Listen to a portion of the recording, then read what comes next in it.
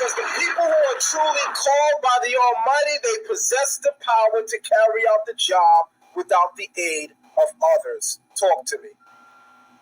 I don't believe that. I don't believe that at all. Now I'm gonna play for you guys the full video. They you know, I'm really giving them views by even talking about that. But I just want to clarify for my listening audience who might be new to me. And because you're new to me and what I teach, you might not know that these guys are straight lying. And so, there we go. Let me pull up the full video clip. Straight lying? There it is. I'm going to play the full video clip, but I want everybody to listen carefully to what I said.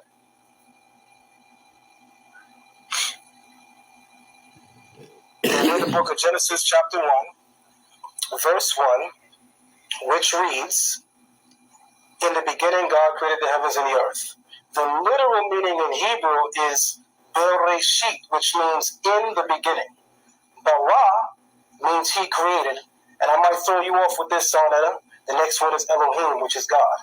So the first three words of the Hebrew Bible says, in the beginning, he created God. It doesn't say in the beginning, God created. Right. Wrong. That is very, very, very untrue. It is very, very, very poor understanding of Hebrew. And it speaks volumes, because if you can interpret the very first verse of the Tanakh or the Bible wrong, then that speaks volume about your character and who you are. This is arrogance. This is a young man much younger than me, speaks arrogantly and very much wrong, right? Bereshit bara Elohim means clearly, in the beginning Elohim created. How do we know this? Because it just simply means that. That's how the Hebrew works. Now, if you want to say in the beginning he created God, that would be Bereshit Yah bara Elohim et Elohim, right? Or Bereshit Hua bara, right? Et Elohim, right? That's what Zion is saying, and the text does not read that way. We can go here to this interlinear, right? Interlinear Hebrew of Genesis. You read Hebrew from right to left, right? So you got Bereshit, which, as you can see, it says in the beginning, Bara Elohim et, right? Hashemayim, which is, it is saying in the beginning, when created God the heavens and the earth. There is no he in there. In order for it to be he created, it would be Yabora or Hubora. Allow me to demonstrate. For those who do not understand Hebrew, right, I'll just simply translate the sentence. In the beginning, God created. Bereshit bara Elohim. Bereshit is B is in, right? Rash, sheet is the beginning, right? Or at first, right? Then you got Bora, Elohim, which translate in the beginning God created, right? Let's back up out of there. Let's say in the beginning, Charles created.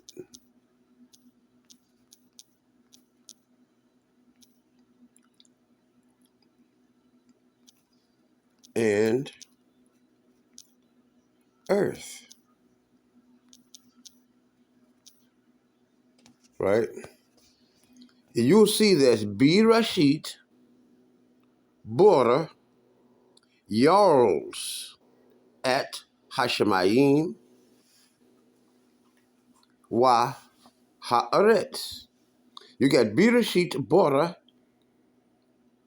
Zarls, with the Z, Zarls, is in the beginning created Charles at heaven, Hashemayim, Wa Haaretz, and the earth. This man is a horrible translator of Hebrew. Now let's back out of here and prove my point, and I'll seal the deal here. In the beginning, he created God. Bereshit Hua Bora. Remember, I told you it would be Yabora or Hua Bora, right? Bereshit Hua Bora at Elohim, which is in the beginning he created God. The text that Zion is reading reads Bereshit Bara Elohim, as I stated first, which is in the beginning God created. That's how Hebrew works. You have what's called the noun adjective agreement, right? So you got Bereshit, the Bereshit Hua Bora et Elohim. Hua Bora is he created, and that is not in the biblical text. In the biblical text, it is in the beginning, God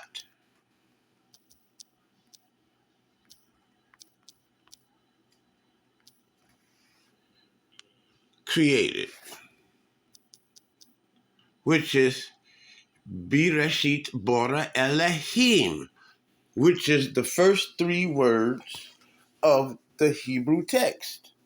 Bereshit Bora Elohim. In the beginning, created Elohim, right? What he created is the At, heaven and the earth. In the beginning, created. Who created? Elohim created. What he create? At, heaven and the earth. This is how Hebrew works, people. Good, my good brother. I just want to make sure the people can hear you. So just speak for us and family. If y'all can hear him, type a 1 in the chat room. If he's not coming through clear, type a 2 in the chat room. With that being said, my brother Basim, it's all on you.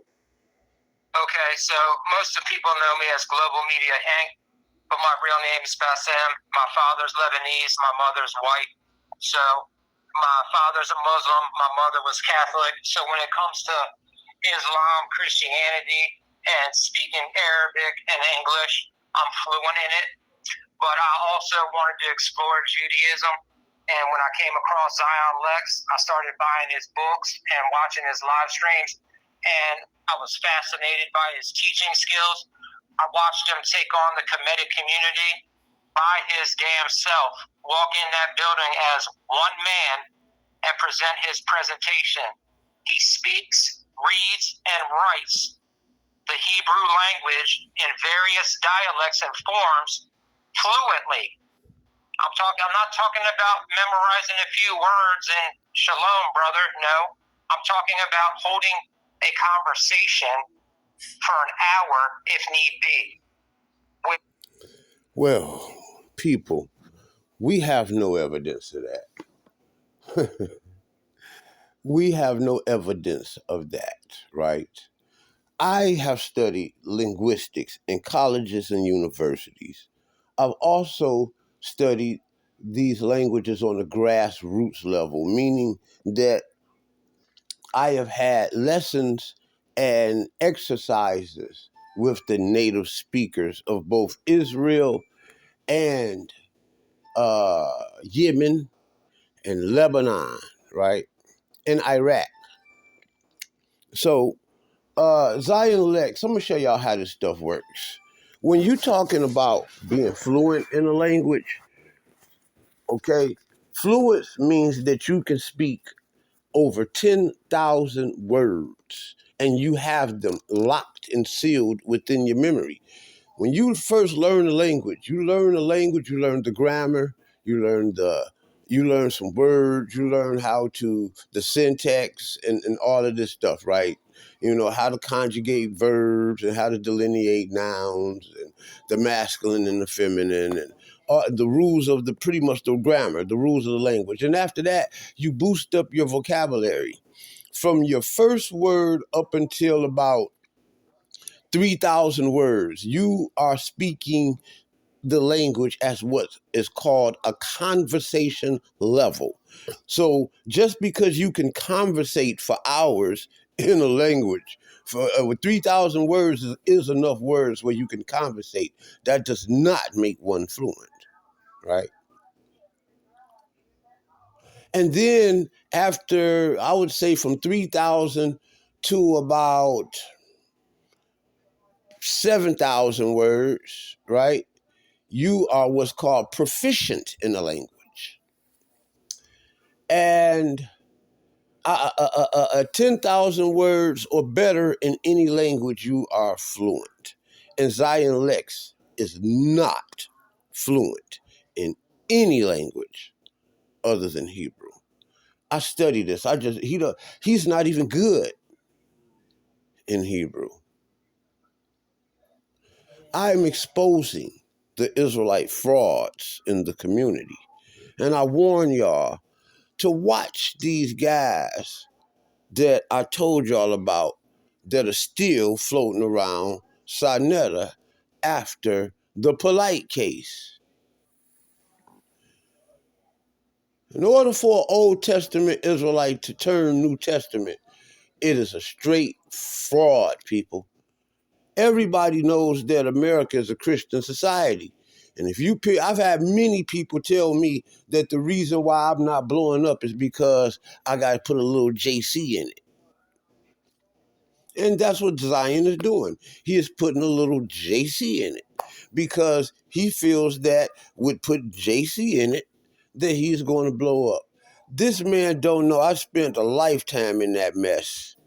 And he's entering and leading y'all into a world of confusion because New Testament Israelites are not genuine. And at this point, you know, this man had a Tazariak and already made this man confess Jesus. You know, y'all just didn't hear it. New Testament Israelites are frauds. They're not real and they're not truthful. Zion is not fluent in any language outside of English.